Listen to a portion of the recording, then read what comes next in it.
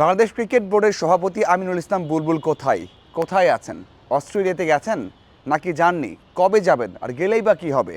এমন অনেক প্রশ্ন সামনে আসছে এবং অনেক সংবাদ হচ্ছে। তাতে অনেকেই বলছেন যে তাতে কি হয়েছে, যাবেন তো, দেশে আবারও আসবেন। কিন্তু না, এবারে প্রেক্ষাপটটা ভিন্ন। কেন এত আলোচনা হচ্ছে, কেন সবাই এই নিউজটা করছে, এই তথ্য তুলে ধরছে? এটার ভেতরে বড় একটা কারণ আছে।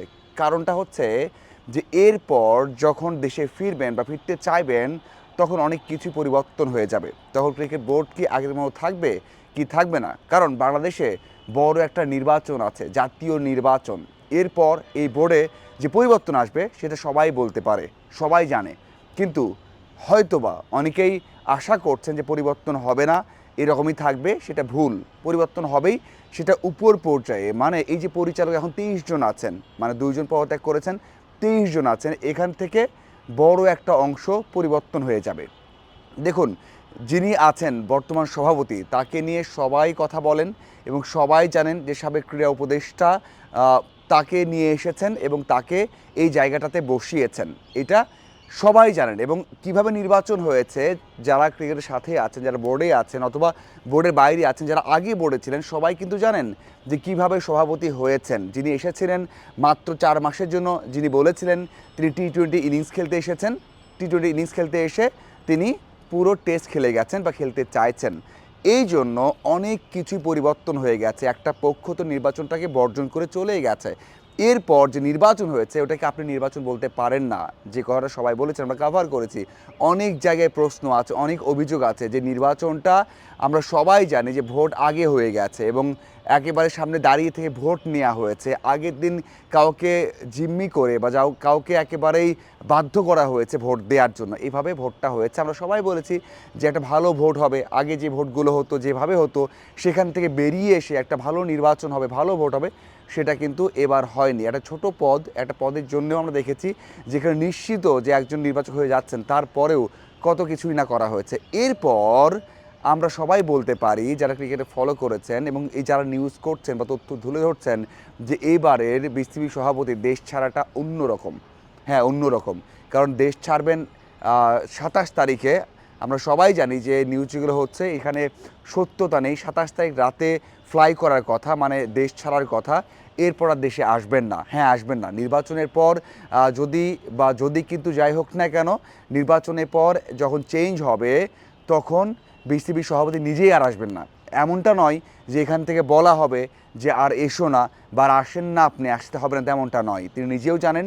গত কয়েকদিনে তার প্রেস কনফারেন্স দেখবেন, তার আত্মবিশ্বাস দেখবেন, তাতে আপনি বুঝতে পারবেন যে তার আসার সম্ভাবনা আর নেই। এই কারণেই বলা হচ্ছে যে এটাই তার শেষ ফ্লাই করা দেশ থেকে। দেখুন, এটা হতে পারে, আবার আসতে পারেন, আবার নেগোসিয়েশন হতে পারে, ঠিক আছে। কিন্তু তার যে অবস্থা, মানে বিসিবি সভাপতির যে অবস্থা, তাতে আপনি কোনোভাবেই আর আস্থা রাখতে পারেন না। বাংলাদেশ বিশ্বকাপ খেলতে পারেনি, বিপিএলের মাঝখানে খেলা বন্ধ হয়ে গেছে, নিজে একটা কল দেননি, ঠিক করার চেষ্টা করেনি, ঠিক করতে ব্যর্থ হয়েছেন।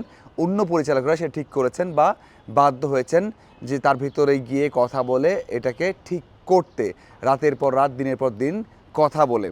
এরপর আপনি যদি দেখেন যে ঘরোয়া ক্রিকেটে কিছু নেই, ঘরোয়া ক্রিকেটে কিছু নেই এবং সামনে আরও অন্ধকার। যখন ঢাকা প্রিমিয়ার ডিভিশন হবে না, তখন বাংলাদেশ ক্রিকেট একেবারেই বন্ধ হয়ে যাবে।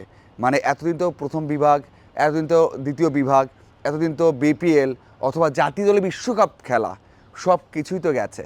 ঢাকা প্রিমিয়ার ডিভিশন বাংলাদেশের সবচেয়ে বড় একটা আসর, সবচেয়ে সম্মানের একটা আসর, যেটার উপর বেস করে ক্রিকেট চলে, সেটাও হবে না।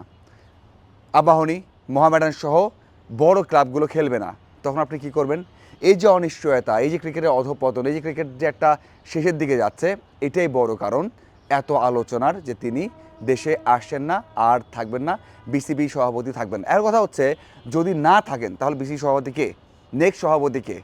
এই প্রশ্ন যদি করেন, হয়তো অনেকেই ভাববেন যে এই যে দেশের প্রেক্ষাপট চেঞ্জ হবে, রাজনৈতিক একটা বড় একটা চেঞ্জ আসবে, সেই জন্যই যদি আমিনুল ইসলাম বুলবুল চলে যান, তাহলে তো পুরোটাই চেঞ্জ হবে। পুরোটাই চেঞ্জ করে নতুন করে আসবে।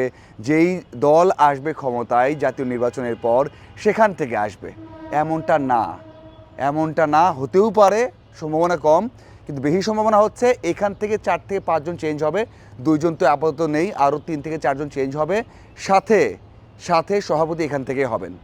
এখান থেকে বড় একটা নাম আছে, যে নামটা সভাপতি হতে যাচ্ছে বা হতে পারেন। সম্ভাবনা আপনি বলতে পারেন যে 70% তিনি হতে পারেন, এবং সেইভাবেই একটা কার্যক্রম তৈরি হয়ে যাচ্ছে এখন থেকেই। হ্যাঁ, আপনি বলতে পারেন যে সহসভাপতি আছেন সাখাওয়াত, তিনি হবেন কি না? তিনি হচ্ছেন না। এই আভাসও দিয়ে রাখছি, তিনি হচ্ছেন না। এমন একজন হবে যিনি চমকে দেবে আপনাকে, তিনি অবাক করবে, এবং তিনি হওয়ার পথে অনেকটা এগিয়ে আছে। তিনি অনেকটা এগিয়ে আছে। ওনার যেই সম্পর্ক, যেটুকু সম্পর্ক রাখা দরকার, যাদের সাথে যোগাযোগ করা দরকার, যারা যোগাযোগ করছেন, সব কিছু মিলিয়ে তিনি সভাপতি হওয়ার পথে অনেকটাই এগিয়ে আছেন। এবং আপনারা যদি 3টা নাম গেস করেন, তার মধ্যে একটা নিশ্চিতভাবেই হয়ে যাবে।